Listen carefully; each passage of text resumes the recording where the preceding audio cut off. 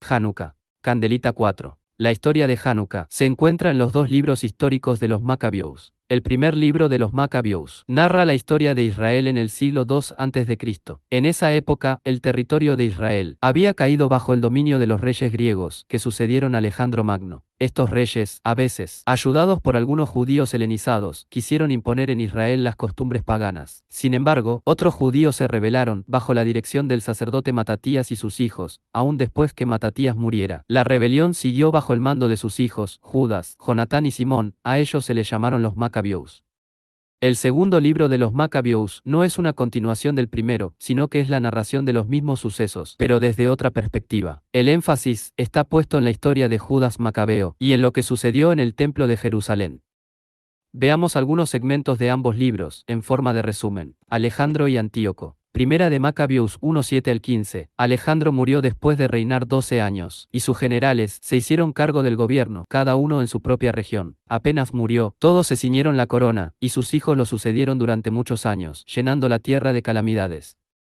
De ellos surgió un vástago perverso, Antíoco Epífanes, hijo del rey Antíoco, que había estado en Roma como rehén, y subió al trono, el año 137 del imperio griego. Fue entonces, cuando apareció en Israel, un grupo de renegados que sedujeron a muchos, diciendo: hagamos una alianza con las naciones vecinas, porque desde que nos separamos de ellas, nos han sobrevenido muchos males.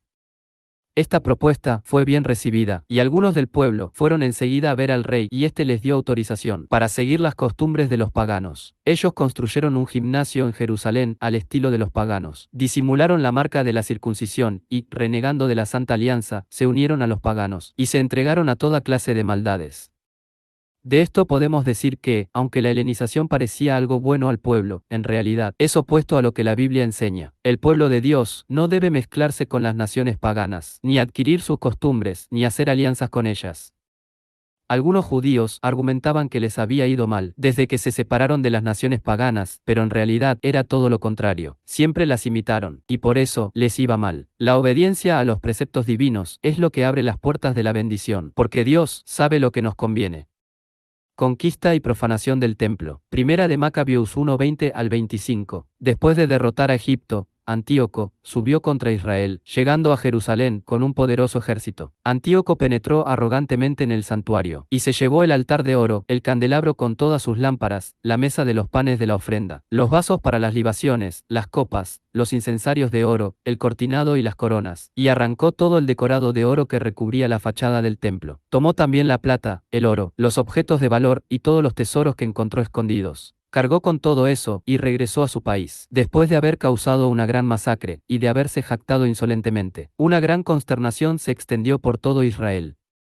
Decreto de Antíoco IV. Primera de Macabeos 1:41 al 50. El rey promulgó un decreto en todo su reino, ordenando que todos formaran un solo pueblo, y renunciaran a sus propias costumbres. Todas las naciones se sometieron a la orden del rey, y muchos israelitas aceptaron el culto oficial, ofrecieron sacrificios a los ídolos, y profanaron el sábado.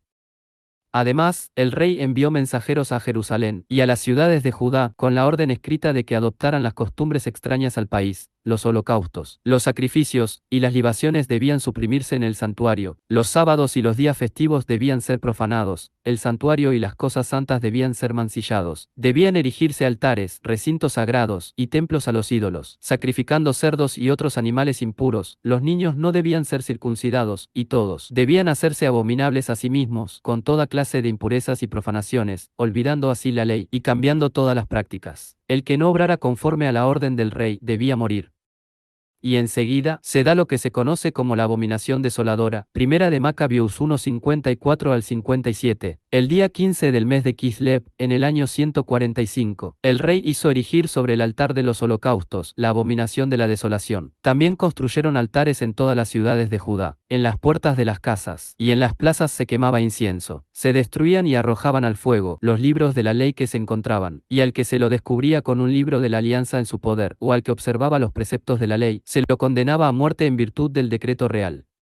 Pero vemos que aún en medio de la persecución, siempre queda un remanente fiel. Primera de Macabeos 1:62-63. Sin embargo, muchos israelitas se mantuvieron firmes, y tuvieron el valor de no comer alimentos impuros, prefirieron la muerte, antes que mancharse con esos alimentos, y quebrantar la Santa Alianza, y por eso murieron. La historia continuará. Hanukkah Sameach.